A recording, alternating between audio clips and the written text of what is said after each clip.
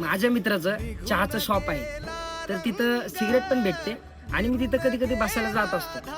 तर तिथं खूप सारी तरुण मुलं सिगरेट प्यायला येतात. म्हणजे ना, त्यांची खूप कीव येते मला. त्यांची नाही तर त्यांच्या आई वडिलांची कीव येते. मी पण त्यांच्याच वयाचा आहे, मला कधी नाही लागली तलप. आणि त्यांना ना 2-2 तासाला सिगरेट, तंबाखू, विमल खायला लागते.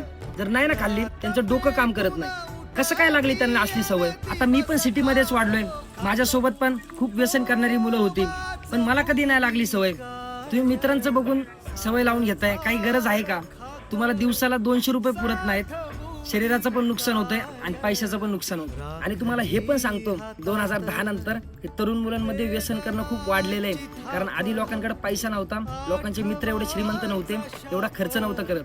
पण आता आता जे तुम्ही ऐकताय ना, की 50 वर्षामध्ये 55 वर्षामध्ये एखादी व्यक्ती वारतीये, व्यसन करत होती, ते आता तुम्ही 35 ते 40 वर्षातच ऐकसाल, की हा वारला, तो वारला.